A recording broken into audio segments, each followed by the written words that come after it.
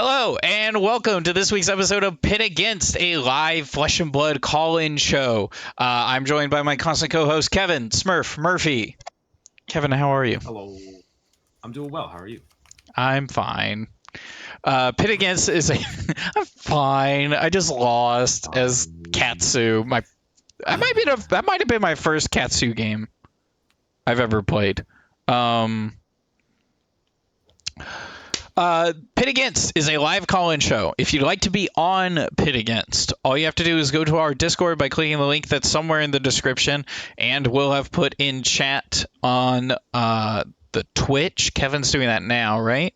And then join... yeah, sure. And then join the calls channel, mute your mic, put your hot take in the topics channel, and if we like your take, we'll put you in the waiting room, and then we'll pull you from there on air. But first, Kevin, you have a spicy take. Yeah. I think it might be better to be a 2 of in Bright Light's draft than a 1 of. Wow, that is... Which goes against everything people think in draft. Yeah, elaborate on that a little bit more. Yeah. So... it's partially because it's a result of Bright Lights being a single class for the entire set. There are no generics, there's no class cards. It is all, every card is playable. Is there a generic in the special slot, in the carnival slot? Yes. Okay. Tunic. Oh yes, of course. But beyond Tunic, which is I think technically not playable unless you're at home. Sure. Tell me why. So this is what ends up happening when you have a 5-2-1 table or a 4-3-1 table, is that you're going to get all of your key cards. You're going to get all of them. Because no one else is taking them. You're going to get all of your front pumps as max. You're going to get the best items as dash. Nobody is taking them. The problem becomes, what do people take instead of those? It means people are going to take red boosts sooner. They're going to take the blue block 3 sooner. Which means in each pack, you're probably going to get one less good red boost, and your blue quality is, one of your blue block 3s is probably a blue item instead. Which means your deck quality is actually worse. Because max and dash both require like certain pieces. You need a certain number of items as dash, and you need a certain number of front pumps as max to make things work. But you don't want too many of them. More than 8 front pumps as max, your deck actually becomes very awkward to play around. More than 8 or 9 items in dash becomes very awkward to play around. You need your red boost quality to be very high. And if you're the only max or the only dash, other people are going to take red boosts sooner, and they're going to take blues sooner because their cards dry up faster. Which means you're just literally going to see less red boost cards that you actually want to take and less blues that you actually want to take. So your deck quality can actually be lower being a 1 of. That's interesting. So the cool thing about draft is it's constantly evolving. Yes. Infinitely evolving. Because as soon as something's figured out, bias starts to build towards it, and then everything else starts to be better. So let's say, the next time I go to draft with what you just said to me in mind, let's say I'm playing max and pack 1, pick 1. Let's say, first 4 picks are fine.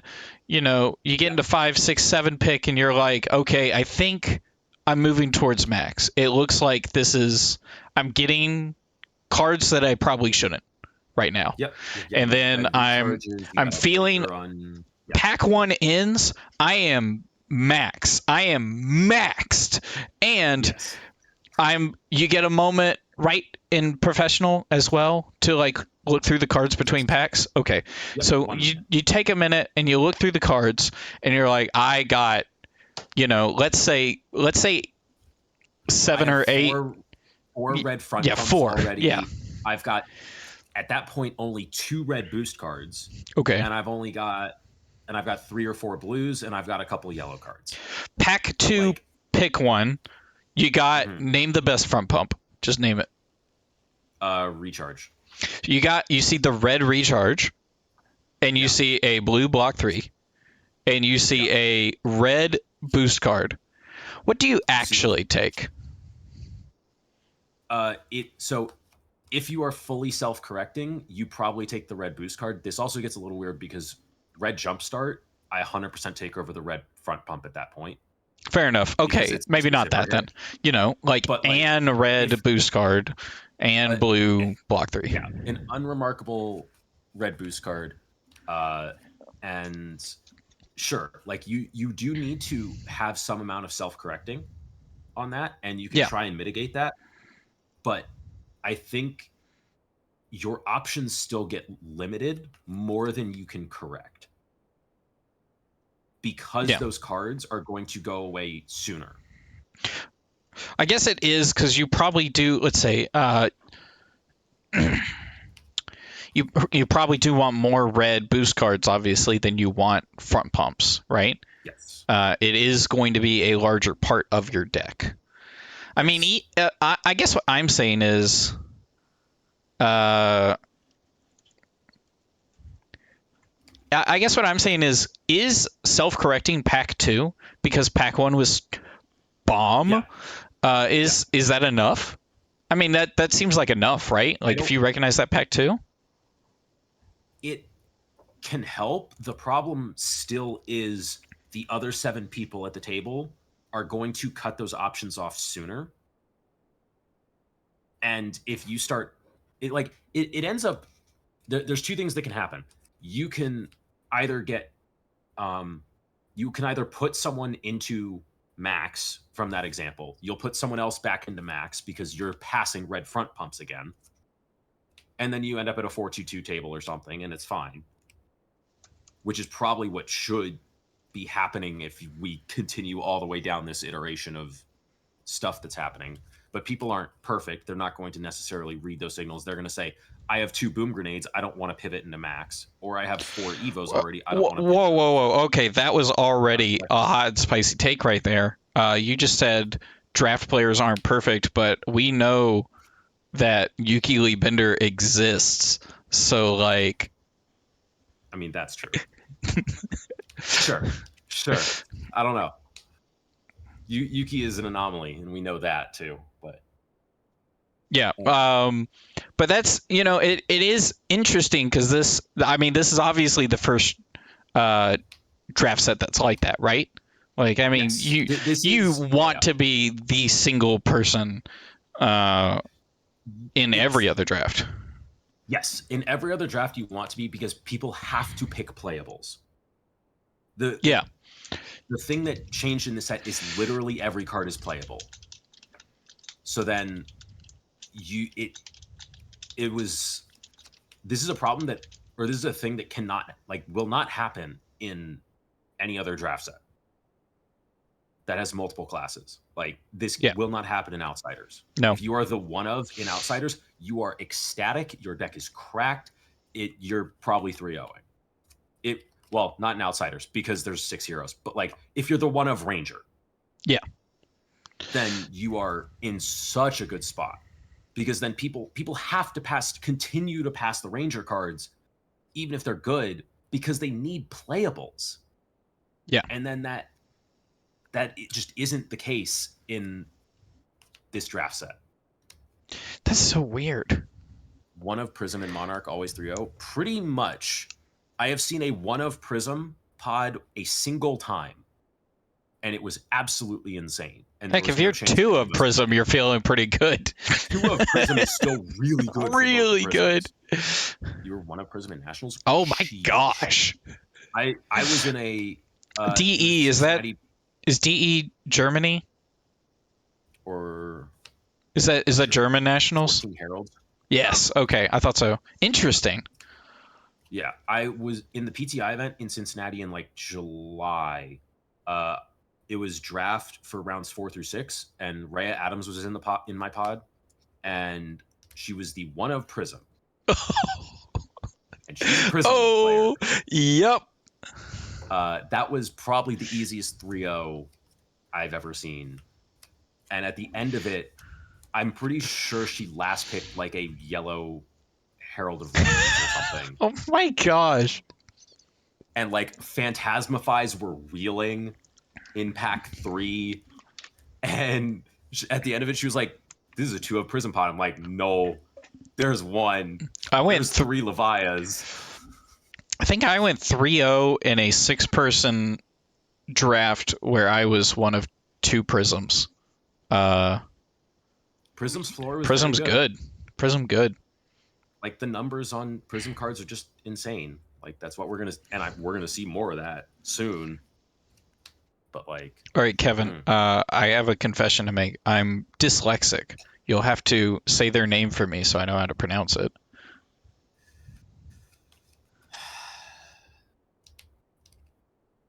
I'm not sure. Cartanage? Do I know you? I feel like I know you. I might know you. You're a single Prism. There was a single Levia. That's spooky. That's scary.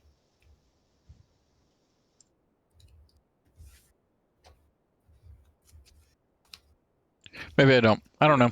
I don't know. This so crazy. No way. Oh my gosh. That's a rough draft. There's a single Levia. That pool is miserable. People were stealing them at that point. Nah, there's a reason that there was only one Levia, and it's because there were not enough 6s for Levia to function. Well, that would make sense. That would be a reason why. Yeah. Yeah. Like that's the other side of it, where it's like the Bright Lights is interesting. I think so. Like this idea that I had, pools were totally unbalanced. Yeah. Oh, for Monarch, yeah. This idea I kind of had after the 20K in Columbus, where Mansant was the one of Dash in his pod, and I think the top pod, either the top pod or the second pod. I don't know. All of them were stacked, but he was 0-2 playing for the 0-3, the one like as Levia. No, as Dash. Oh wait. Yeah. Interesting. He was going back to the main target. Yeah, I missed a sentence in there. That is interesting. Yeah. Like it's like that happened, and then from my 5-man pod, where like Dash was literally unplayable in our pod. That's crazy. There were all the items were yellow or blue, except for 2 mini force fields and 1 Hadron Collider. And those that's are the rough. only items I saw. Does Dash feel hyper dependent on what's in the packs, like other heroes have felt in other drafts, like Levia? Dash and Max are both a little bit more dependent on what's in the packs. They have pieces that they need. They can't function on just block 3s. And I guess that is kind of high risk, high reward, though, because it is. Everyone wants to default on Teklo. Yes, which like that's also like part of this format, and it's why so many of the cards in each pack are the boost cards. Is like everyone needs the boost cards. Everyone wants block 3s. Everyone like all that stuff. So. I'm gonna pull our buddy into the waiting room. What topic do you want to talk about? They put 2 in Twitch. I mean, I guess like what is their actual take for this? Like, are heroes rotating too slowly, too quickly? Does the format need more heroes that deal arcane damage or less?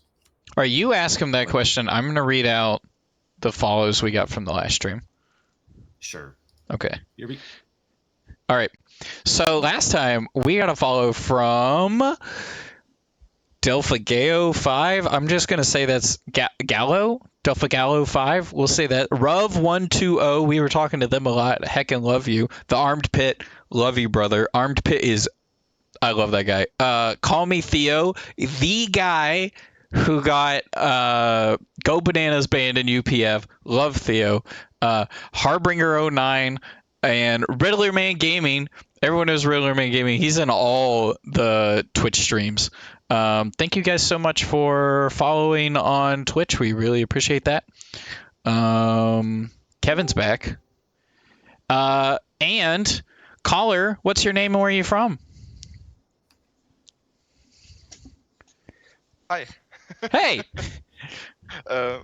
I know German is hard to pronounce for people not German. My name is called Kartenauge. It's like in English would be like card eye. Kartenauge? Auge? Pretty good for a non-German.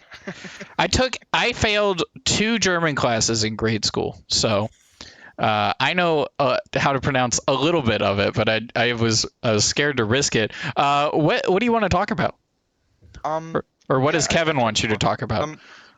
Well, what I would say is like, do we need more stuff to, for example, react to D-reacts in a aggressive way? Because the only thing we have to devalue D-reactions currently is the Daggers of Uzuri, obviously, and the Shred cards, but it's all in one deck, and that's why I think Uzuri performed really well currently, because without a lot of arcane damage, you have a lot of physical defensive style decks going around, and Uzuri can circumvent the defensive physical side of the cards, but it's like the only deck that can that, and that's why I think he performed really well. Won a calling, I think, and a battle harden and stuff like that.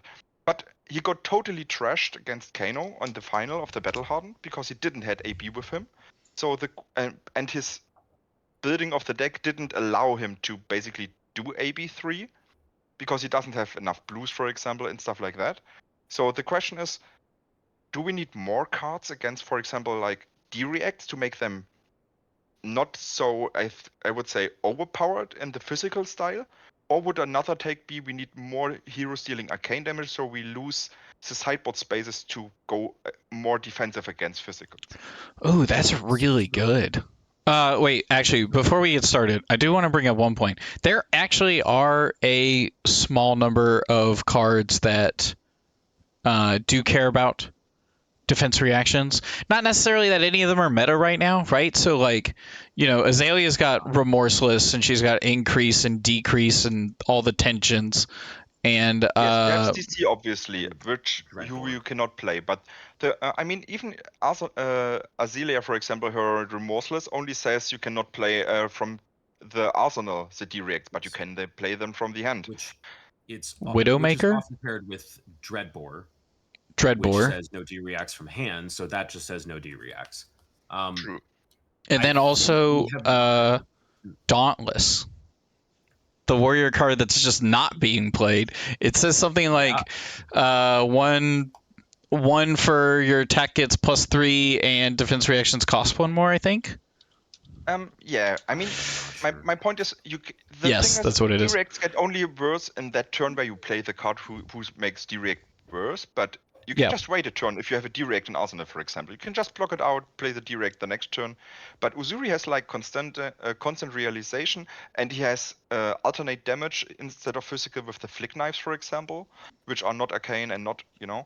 So is that a problem? Because if you see at OG Dash, for example, where like the Turtle Dash deck is like totally physical dominant, but lost against Arcane, and so she's like basically only playing against Kano now, for example, if you want to. So, well, but my issue kind of with this is we haven't seen defensive fatigue decks come out with Icelander leaving, which like Icelander was one of the best decks at playing the long game. Frost X combo was absolutely for sure. Absolutely. It was super powerful against when you played the long game. It's why Bravos had to play that game aggressively. But like, I don't think we have a massive influx of defensive fatigue decks, and that's why Azuri's doing well. I think Azuri's doing well because she's an actively disruptive deck. And kind of like Icelander. It's similar-ish in a way to it's a tempo deck where you're slowing your opponent down and still doing value. It's the Aether Ice Vein half of Icelander, not the Fights Out of Arsenal CLF half. Yes. I agree with you that it's disruptive, but I would say if you don't have shreds in that list, you would deal so much less damage, so much less on hit, so much less, Silver Generation, Heart Disruption, anything. So I wouldn't say it's like only Uzuri's ability. Obviously, isolate into anything is pretty good. We don't argue about that. But a lot of plays against Uzuri is if you look at sideboard decisions, they just put more D-reacts in because you can only block with one card. Put a D-react, and that's when the dagger or the flick knife or even the shreds are really important because you play like they don't have 2 D-reacts. So I wouldn't say that's like without shred. I think the deck would be so much worse. So it is important to devalue D-reacts. I think it. Go ahead. It feels like this is like just talking about Uzuri at this point. Like this meta is wider than we've seen in a long time. Uzuri is not dominating it. Uzuri is doing well, but like absolutely. It feels like Uzuri's shred is there to you need that extra. It basically says you need to have 2 D-reacts, but what it's actually doing is letting Uzuri play her 4-card hands better. Yeah, like that's where it's actually like because it kind of says it doesn't say go again, but it doesn't consume your action point basically, right? Yes. So it's as if it says +3, +4, whatever to the attack, without actually boosting the damage. It just reduces the block value, which again is very tempo-y. But go ahead. To be, we said we didn't see like defense decks, for example, going in. But if you look at the last Battle Harden, for example, which Brody won, there were like 2 turtle dashes in there, for example. And I think one of the I just remembered one of the things that works against D-reacts without devaluing D-reacts would be, for example, Reiner's ability, Intimidate, for example. Sure. But no, there are ways, and I like that there are multiple ways to play the game. Flesh and Blood is great designed, and they really love what they do, and you can feel that. But yes, for example, like the top 8, if you look at where Brody won, when you look at that, it's like 2 turtle dashes in the top 4. Those dashes were not turtle dashes; they were switch lists. Oh, because true. Specifically, both of their quarterfinals games, they are on full aggro plans. One against Dromai and one against. I just saw. I misread that because they had reinforced the line, unmovables, and evos and stuff like that. Which is standard for a switch list at this point. They just run the EVO arms because it's a blue block 3 that they can high roll with to just say gain 5 life. But they look like standard switch lists. I know one was Matt W, who played actually a more aggressive list at Worlds for his top 8 there, and he was only running 2 chambers, and now they have the actual switch package in there with the purifiers and D-reacts, which they only run that against Bravo. A question I have, which I just saw, would you say the list that Michael Hamilton played was defensive or aggressive? Does Michael Hamilton play aggressive? Yes, that is the most aggressive Bravo list we have seen to date, I think. The only thing it doesn't have in there is like red out muscles, which I don't like. And blue. I thought he had. Is he red and blue? No, I'm just saying like if he didn't have red out muscle, he probably also didn't have blue out muscle, which is also just as dumb aggressive. Yeah, but like it's still blue, so it still makes hammer work. Yeah. But like that is one of the most aggressive Bravo lists we've ever seen, and it's the same list that he ran at Worlds actually, and the reason it's a tempo deck because that's how it's a tempo deck, and it's just using Tunic to just abuse cost curves on all of your 2-cost stuff to get like just your 4 resource turns because a lot of your generics rely on it. Not Icelander. He did the same thing in this Bravo deck that he did to Icelander. True. Like he did, but like this is not a defensive meta. This is one of the most aggressive metas we've ever seen, even from the Guardian players. Like because of Azalea, I think. I think Azalea is pressuring them to play aggressive, right? Well, I think a lot of things are making people want to play more aggressive, right? So like with the amount of tempo not in the meta right now, specifically I'm thinking ice, it's a lot more room for aggressive decks to be in, and these aggressive decks are punching so hard and so fast that a defensive deck would generally crumble, right? Like Fi, how easy is it to fatigue a Fi right now without ice? You don't fatigue a Fi even with ice. I mean, yeah, that's my point. Thank you for saying it. Yeah. Like I don't. The reason that the Bravo decks have gotten so aggressive is actually Dromai, because Dromai became the long game when they got Chromai Dust. Dromai became the long game they couldn't compete with, so they couldn't fatigue Dromai at that point. So they had to pivot all the way to the other direction, because it's either if a deck is better at being defensive than you, is trying to be super defensive, you beat it by being more defensive, or you beat it by being so wildly aggressive that it can't stop you. And that's the only way that you actually beat Dromais who have Chromai Dust, is by just being stupid aggressive. So I think Dromai is actually the thing that pushed Bravo into being this aggressive, into these Tunic lists, because tech plating didn't do enough. You couldn't actually, you would carry resources forward, but you gave up tempo to do it. And now Tunic, you don't have to give up tempo to get those resources. Like, I think it was genuinely Dromai that, like, Ruv called it crust. Yeah. I love crust. Yeah. Crust is my favorite card. Huge. The crust. It and Tome. You're gonna die to that late game crust. And Chromai just Dust, like I think did more. Yeah, I think Chromai Dust did more for the Bravo matchup than Tome has done for the deck overall. You're gonna die to the late game crust, just like I would die if I was to eat the late game crust under my couch from that pizza that got kicked under there like 2 weeks ago. Holy frick! You have to be careful that the pizza is not going anywhere.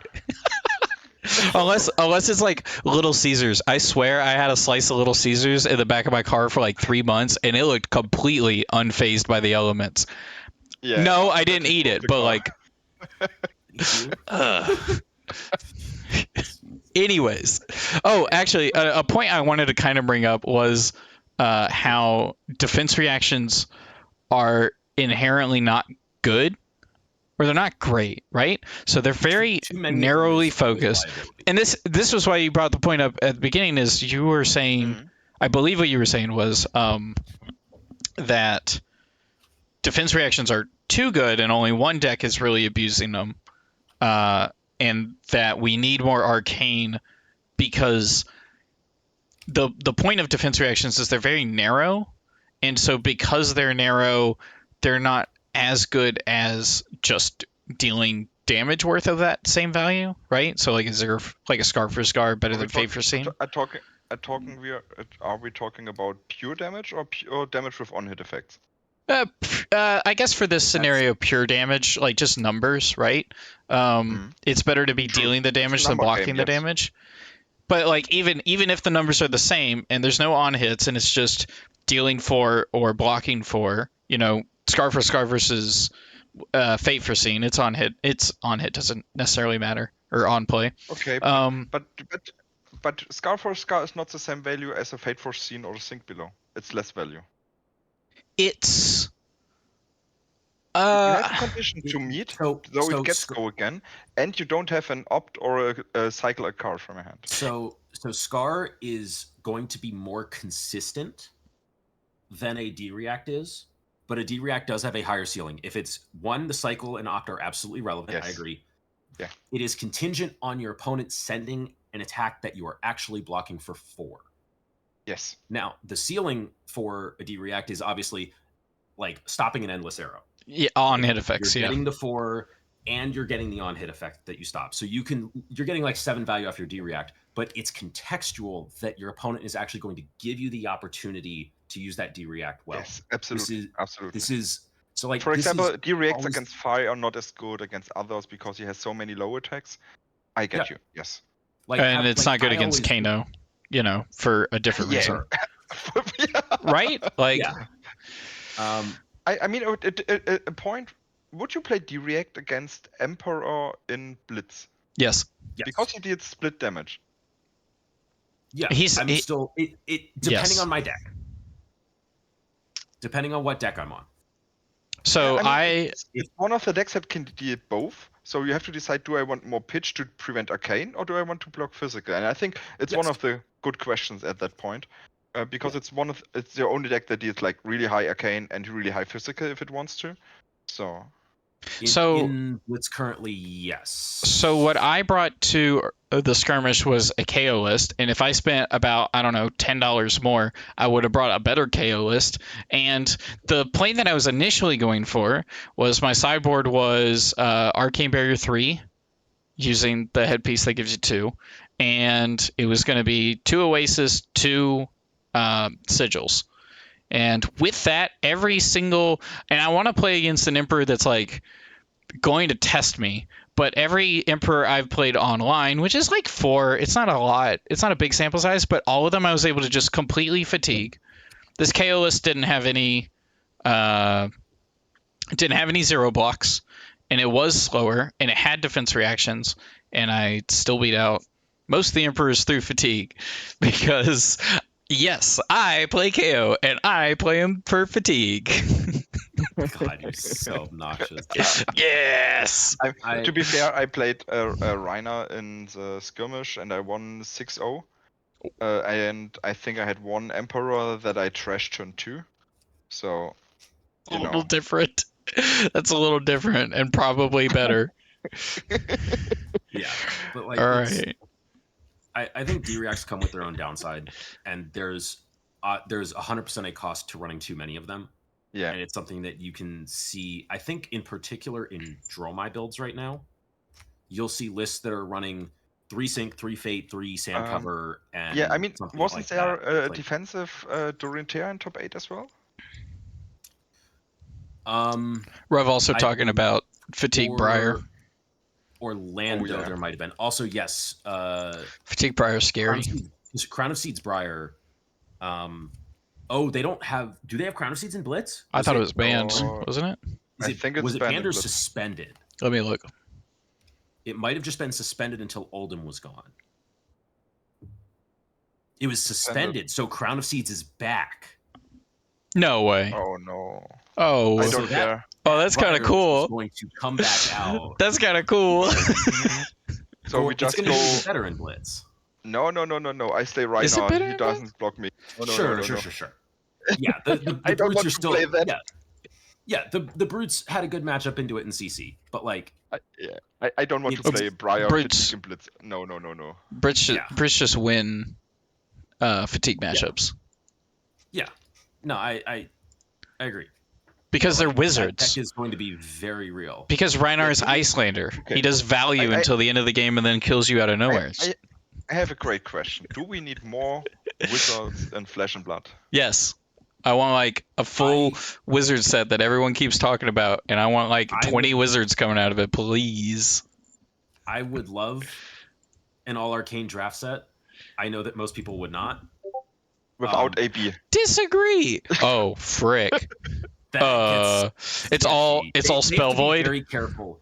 They have to be very careful how they do prevention in that set. Yeah. For example, Icelander didn't have AB gear, right? When it came out in the limited? In Uprising, there was AB1 for every hero in equipment. So nothing. Not enough for it to like... It mattered, but because of the way Icelander played, it was actually kind of fine because half the time you're using Arcane Barrier on your turn, and half the time it's an Aether Ice Vein, where you go pitch the blue, AB1, pay 2.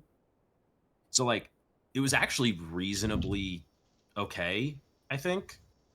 But I mean, it felt so good playing Icelander in Blitz.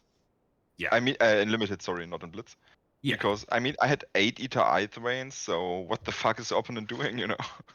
Yeah, that's just kind of it. But I think the format... Because I will say, Kano is actually a very strange hero to sideboard for. Yeah. Because of how explosive he is. It's very inefficient for most heroes to AB anything outside of the combo. Yeah. I mean, people say you need AB3 and like 28 life to survive. And that's like, what the fuck, you know what I mean? It's not that much, but if you're on Arcane Barrier 3 and you have the blue, the kill range is only like 16 for the standard combo. Like if he does anything, like he can get extra points of value from depending on what it is, but it's like a 32 damage baseline. So I think it's 17 if you have AB3 and just a blue for the wildfire, which is not bad. The issue becomes, what are you doing on all the rest of your turns? Yeah. Because he so infrequently sends Arcane at you on your turn. That's the piece where Kano actually gets weird, and why Icelander was actually... people respected it more, and it was more efficient to run the Arcane Barrier, because she's sending Waning Moon at you on your turn every other turn, basically, if not every turn. Yeah. So it's way more efficient for you to bring that extra AB, and you can use it more efficiently because of that. But Kano, there's only one turn where you're going to Arcane Barrier on your turn. And every other time he's going to send arcane damage at you, it's going to be on his turn, which means you don't get that card back. You don't get to use those resources. So AB1 feels like really underwhelming as just a sideboard choice. Yeah. But so I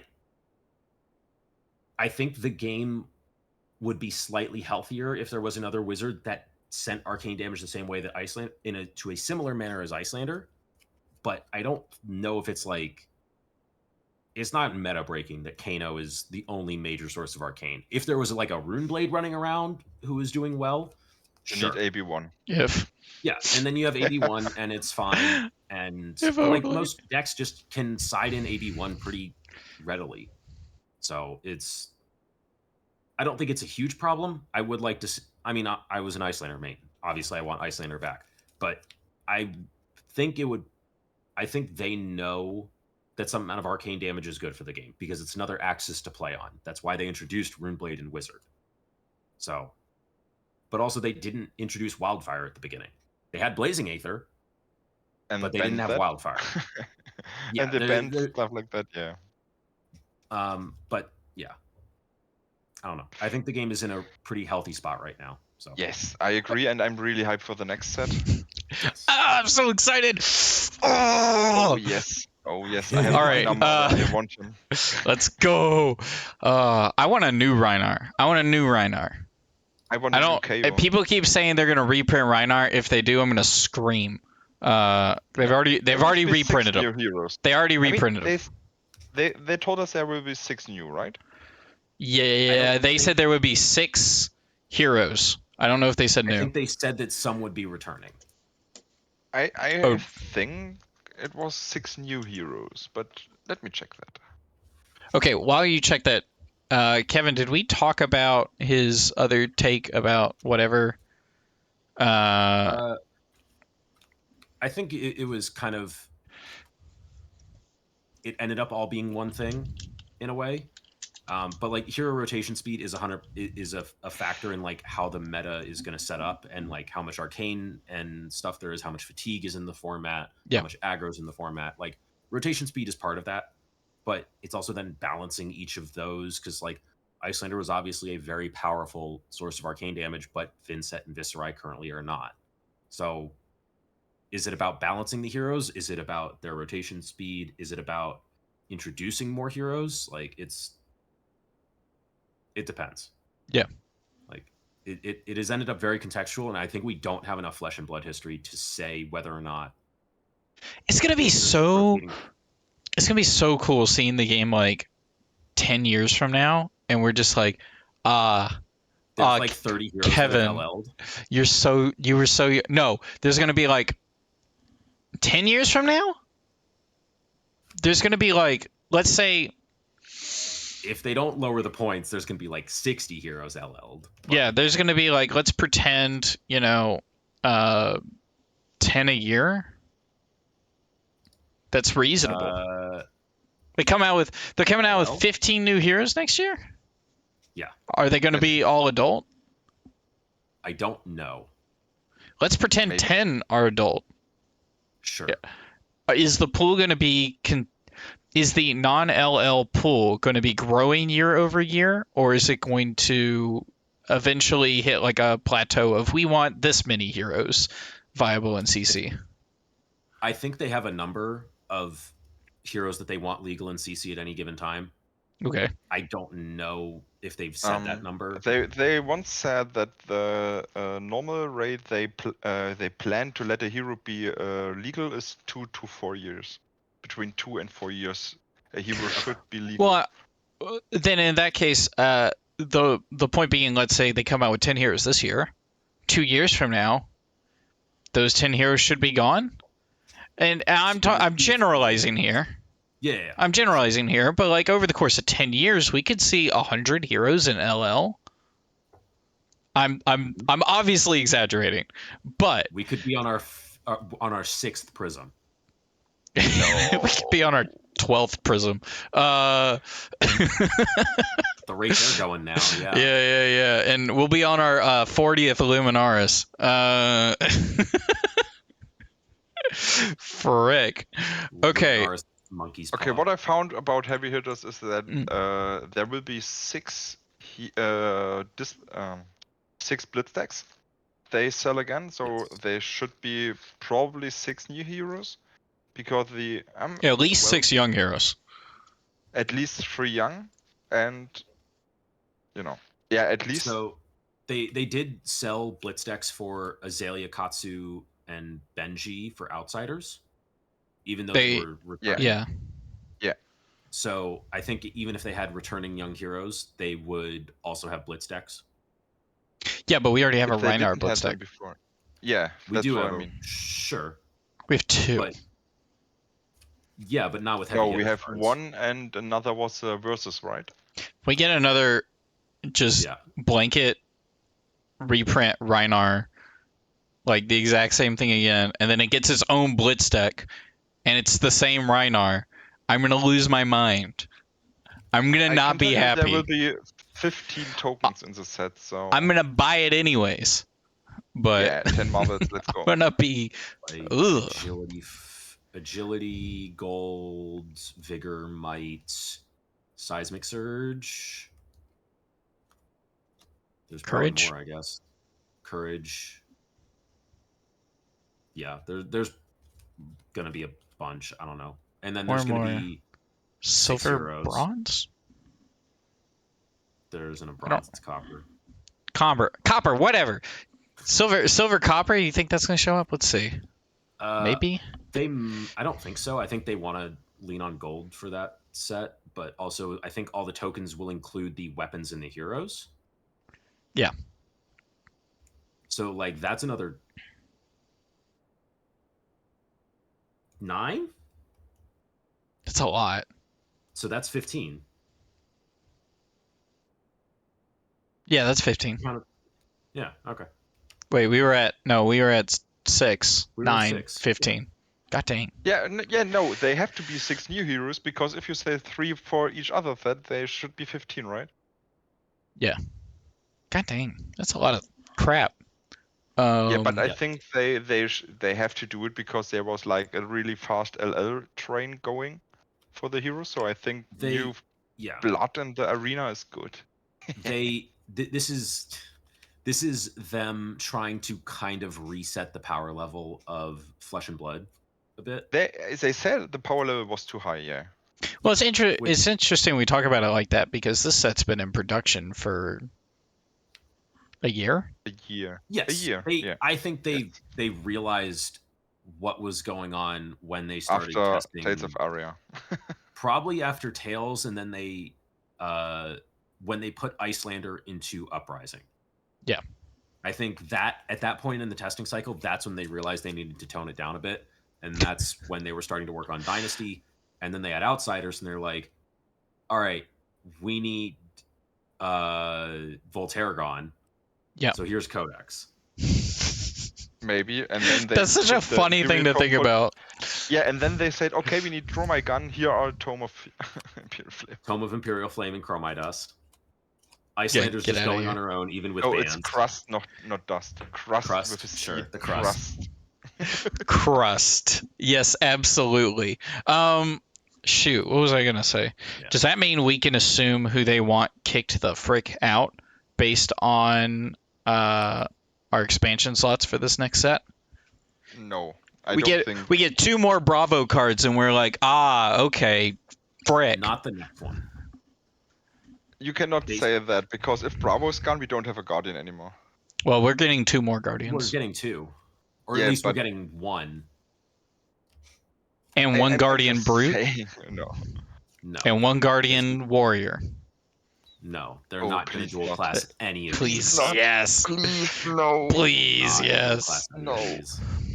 Did you? The worst part would be Crippling Crush, and then, or something like that. No. And then Oh. Spinal Crush, and then after you've blocked it out, then I hit you with the what's the 0 for 3 Warrior React reprise? Iron Resong. Iron Song response? Yeah, Iron Song response on my Guardian Warrior deck. That only works on weapons? Sure. Oh wait, never mind. Yeah, it works great. I'm gonna have to. You know Well- what I saw in skirmish Frick.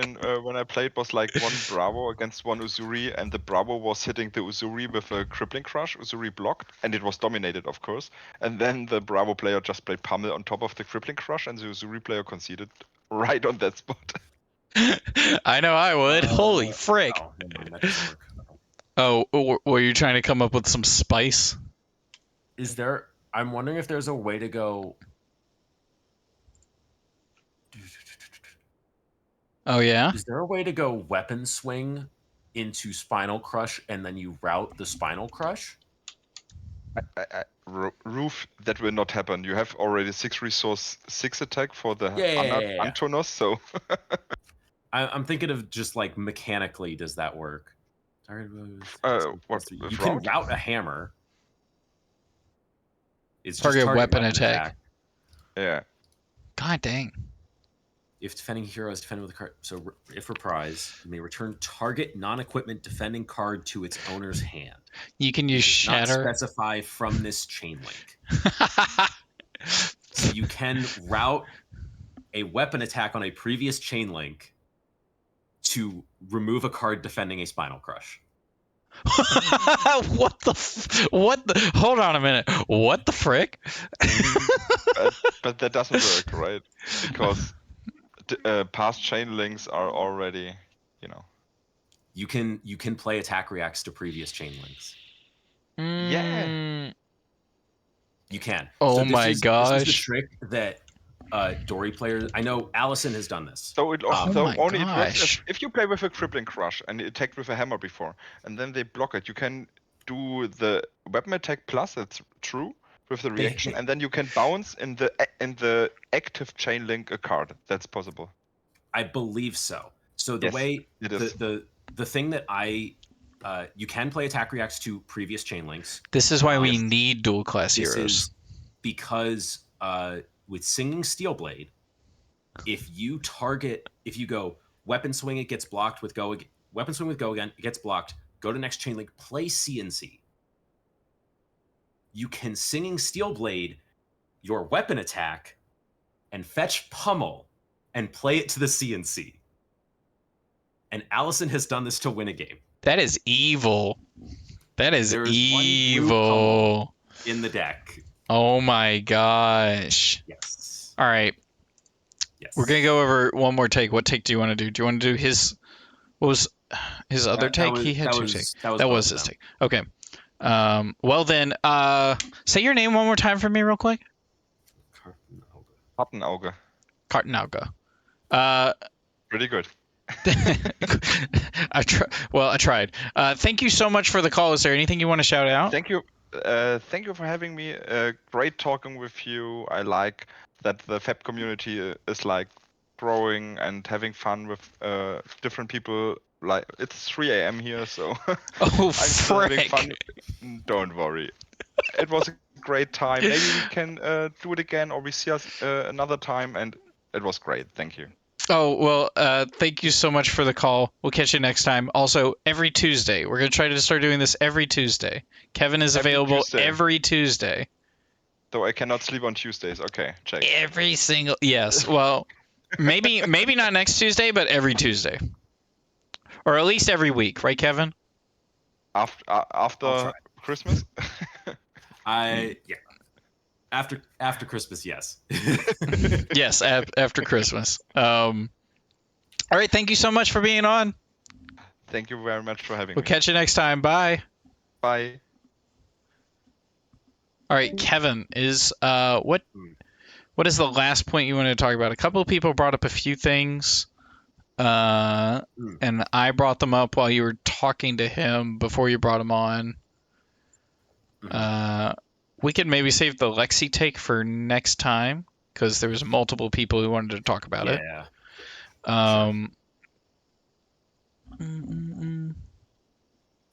Oh, Kano's no skill. Do you want to talk about that? I thought. Or do you want to, or do you want to talk about Prism's Numenaris? Numenaris. Redo Minaris.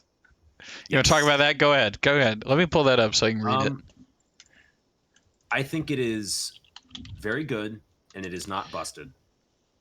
That is that's pretty lukewarm take. Yes, it does not actually get you. It gets you one more action point than Numenaris did. So Luminaris Angel's Glow. This is coming out in the next set, Heavy Hitters. If there is a yellow card in your pitch zone, the first attack action card with Herald in its name you play each turn gets go again, and your first Angel attack each turn gets go again. Whereas the last one was pay 2 at instant speed, target Angel attack, or attack action card with Herald in its name gets go again. So it's once per turn. It's that, yeah, once per turn. So it's that, but free, but conditionally you can have it target an Angel and a Herald. Yes. So it does not actually change how you play your 2 and 3 card hands. Okay. Your 2 and 3 card hands are almost the same. What it does mean is you can do your 3 card hands off of yellows, which one is going to make your second cycle stronger. 2, True. It's going to make your deck more consistent. True. All of your yellow, you have so many power cards at yellow for Prism. What it actually lets you do on top of that deck construction, which is probably the biggest point, the other thing it lets you do is actually play your 4 card hands and your 5 card hands. And it lets you play them efficiently. Yeah. Which you could not do with Numenaris. Numenaris, I think, is going to turn into the Aether Conduit of illusionist weapons, where it's just like, pay 2, do something marginal. pay 2 for an action point when everything else is your action point is free for just building your deck. Yeah, exactly. Right. So, Angel's Glow. It's definitely not Luminaris. It is Luminaris fully nerfed, right? Because if you look at the old Luminaris, they took old Luminaris and they actually split it. So this is like 2 steps above the Numenaris, but compared to old Luminaris, this is like 5 steps down, right? Because it's not weapon generating anymore, and it's not infinite go again. It's not infinite go again, which is the biggest problem. Which, like, it's weird because it still feels like it's worse. It still looks like it's better than Voltaire, which is just pay 1 for an action point, pay 1 for an action point. Yes. You're paying 2 for 2 action points, but now you can pay 0 for 2 action points. I mean, it's contextual based on the class. It is. Because an action point only means what you use it on. Yes. But true. I agree. This is okay. So let's talk about that. It is contextual, right? And so it's contextual in the sense of the meta, which is constantly evolving. So maybe that's a moot point to talk about. But it's also contextual based on what you're using it on. And so in that get both sense, action points, you have to have heralds and angels. You have to have enough cards to send the herald, send the angel. You have to get the angel, and you have to have something else to do with that 3rd action point. So yes, it's not truly just 2 action points for free every turn. Yeah. Where you just start the turn with 3 action points. It is based on your hand, and you have to build your deck a certain way. I think Lucas has the biggest point, though, which is it is fully split from old Luminaris. There's nothing about auras on it. True. It does True. not enable an aura game plan whatsoever. And this is the reason that it's like not like this is how they brought it a step up, and it's still good and not insane. Yeah, it's clearly a step up from the Numenors, but it is not a step down from the old one. It is I tripped and fell down the stairs, because you have essentially, I don't want to say you fully, but you've kind of just cut an entire like plan off, right? And it was the problem plan too, kind of. It was the bigger problem. I'll say it's the bigger problem, and it comes back to the discussion we had last week actually on infinitely recurring value. Yeah. Because it was zero cost, Spectra was a pain, all that stuff. Yeah. But like it means you truly have to be a switch list to use auras. Yeah. Because you have to change weapons, which means suddenly your heralds don't have go again anymore. True. And it also means you can do herald, have it get popped, and then swing your aura, but your aura may not have go again. That's dependent on Iris, whether or not you're on Iris. Which if you're on Iris, you want a bunch of blues. Yeah. And this deck doesn't want blues. Yeah. So you don't want Refractor and you don't have go again? At that point, that's like much more manageable. Okay. So, I mean, it's much more manageable in the sense that when you can't have a switch list, but you could run, I mean, tell me about it. There's a question as to whether or not you can have a switch list. Okay. People kind of disagree. I think you can. Ooh. Okay, well, you definitely don't get a sideboard if you have a switch list, which I always think is interesting. Sideboard is the switch, but yeah, exactly. Which I love that as a concept. It's like, okay, you can play two decks, not as good as either side, and you don't really have a sideboard for them. I love that as like a.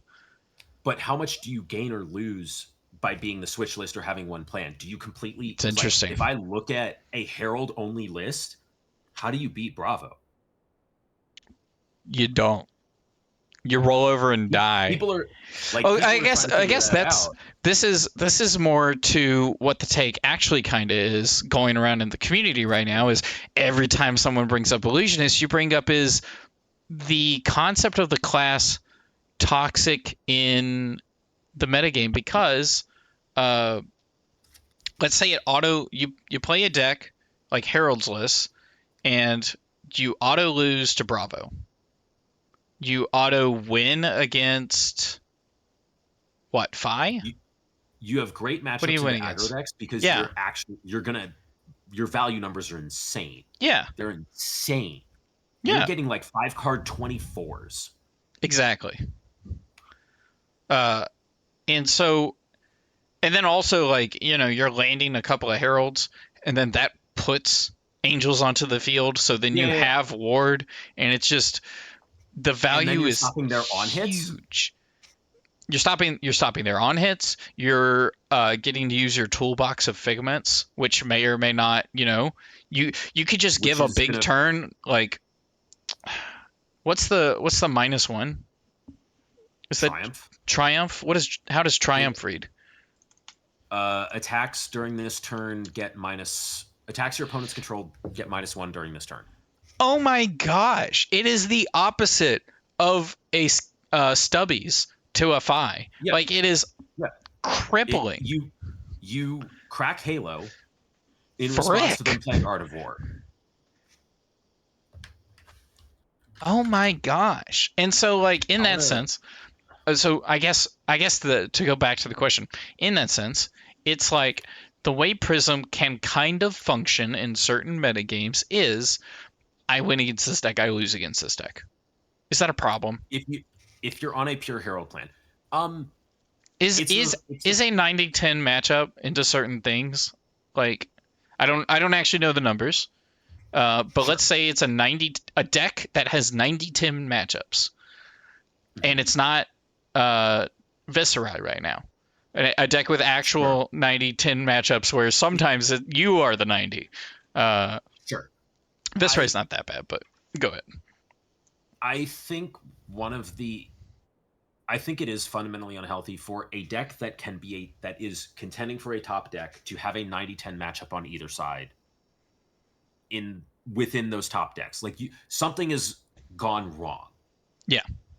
At that point, like Oldham into Old Prism was 95-5 or something. Yeah. Or 99-1 or whatever people will say. Icelander into Old Prism was 95-5.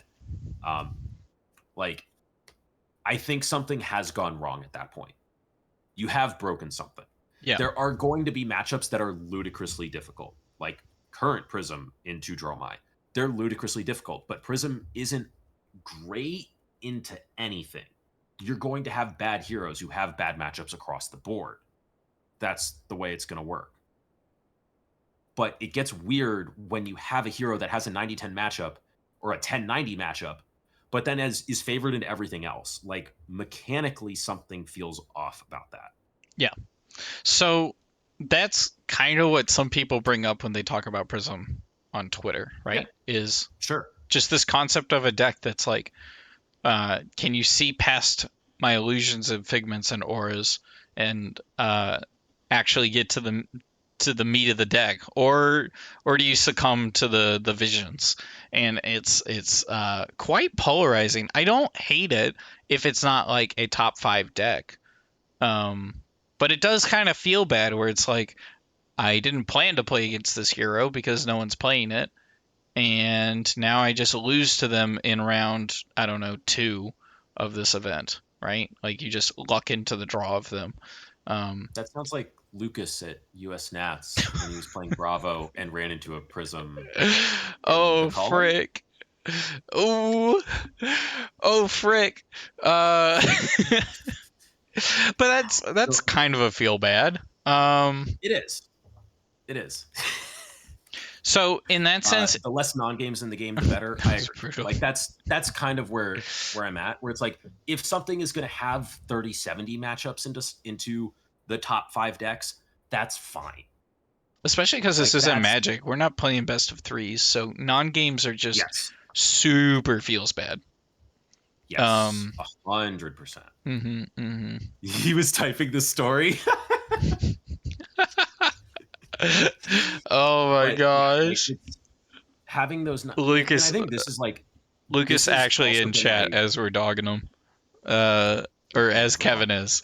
Jesus. Like, this has also been, that's also part of the discourse that's been around Kano for the last week. Okay, go ahead. Like, talk about that for a second.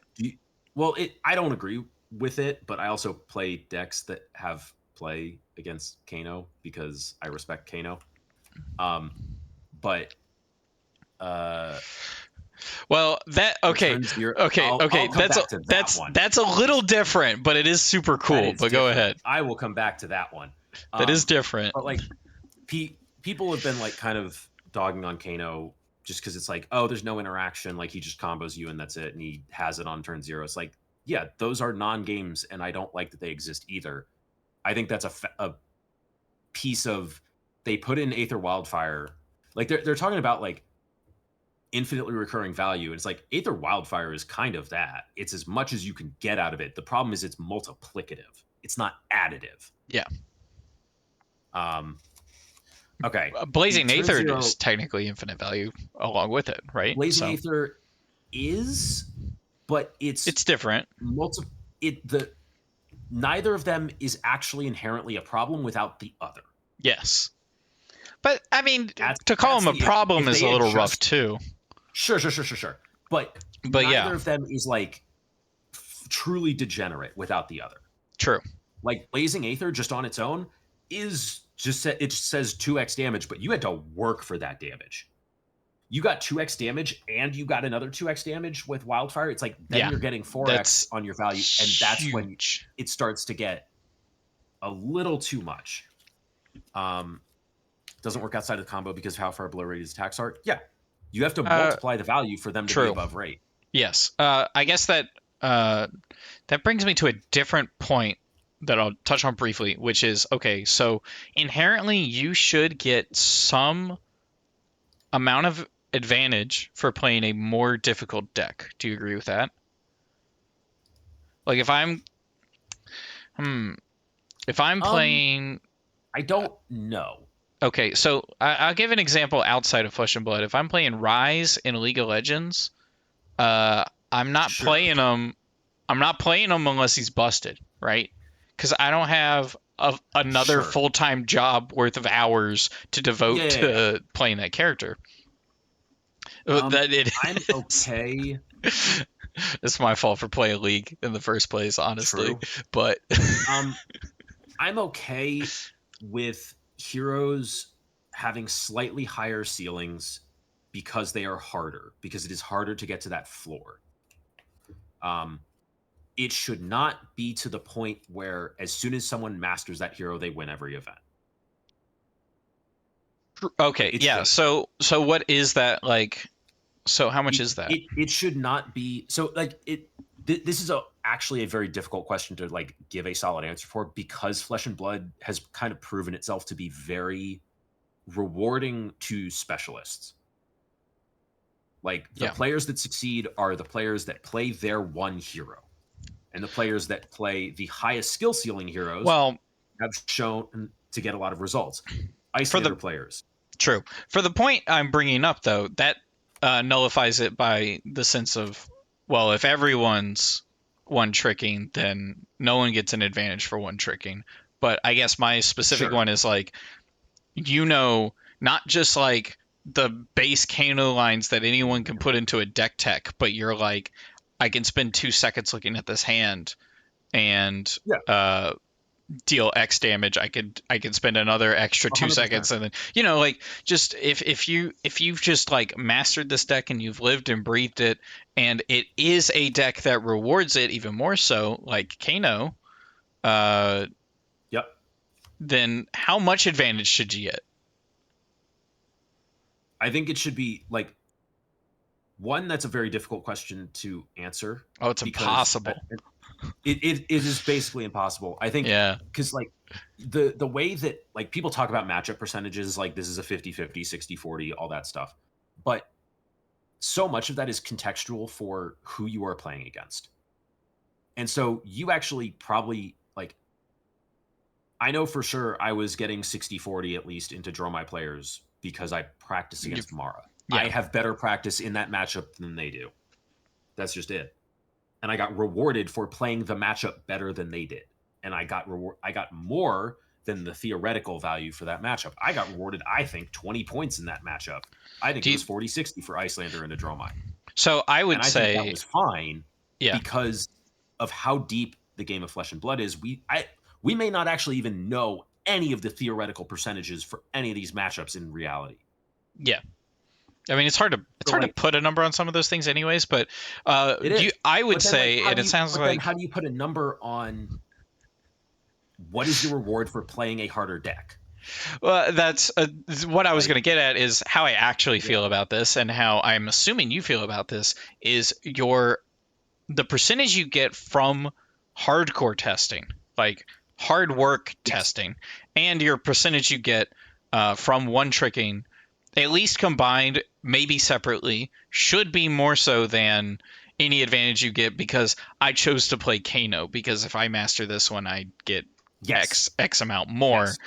You should get it out of hard work and grinding more from knowing matchups. And like, I don't... That, like, you can spend that time practicing and playing Fi and become really freaking good at Fi. Like, this is, like, I look at Wyatt, and he's the only Fi who top 32'd the 20K. And, like, he's doing stuff that no other Fi player is doing. His list looks nothing like it. His list for the 20K had Inflames and 3 Phoenix forms. Phoenix form? Wait, hold on a minute. Yeah. He's doing stuff that no other Fi player is doing, and he plays the deck better than any other Fi player that I've seen in the last few months. That's like, the draw 3 card. What the frick? Yeah. The 0 for 5, go again, draw 3. If you have 3 Phoenix Flames on the chain, it is 0 for 5, go again on hit, draw 3. Oh my gosh, that man's living the dream. Oh, speaking of living the dream, go back to talking about Katsu, as we brought up a minute ago. Turn 0 KO for Katsu. Okay. This was the PTI event Oh, it was so silly. for Vegas. So Yep. it was Friday of US Nats, and there's a PTI event that runs alongside it on Friday because the calling starts on Saturday. And it's an Icelander versus a Katsu. And it's turn 0, and the Katsu just gets double roar something and sends 3 Crouching Tigers each for 2, or 4 Crouching Tigers each for 2. Roar Predatory Streak probably. And the Icelander just lays down all 4 cards in front of the Crouching Tigers. Just One to of stop them, the on-hit. one of them was like an amulet or something, or like a potion. Oh yeah, there was only 3 blocking cards. Yeah, what would it have been? Because it wouldn't have been a Blizzard. Epot? It was an amulet? No, amulet was banned. Okay. Epot, maybe? I can see Epot it. probably wouldn't have been in against. Oh, Heart of Fjendal. That would do it. Yep. Oh. So they had 3 cards they could block and a Heart of Fjendal in their hand, and they lay 3 cards down in front of Crouching Tigers, and then Tiger Swipe comes out, and it's coming out for 4. And they move 4 armor block in front of it because that's all they can block with. And the Katsu goes Breaking Scales, search another Tiger Swipe, make 3 more Crouching Tigers, then make 6 more Crouching Tigers, crack Pouncing Links, grab another Tiger Swipe, make 12 Crouching Tigers, you die. Okay, who would win? One $300 rock, one $300 rock, or a billion Crouchy Boys? The $300 rock if you properly value the other 3 cards in your hand. I think it's a million Crouchy Boys every day. All right. I mean, yeah, if you let them get the million Crouchy Boys, they're gonna win. But yes, that was because Icelander made a mistake. All right, Not you want to? because the deck is fundamentally busted. You want me to wrap this up? Are we all done here? I think we've gone over everything, right? Unless everything we want to do now. Someone. No, Ruv, anything? Lucas, anything else?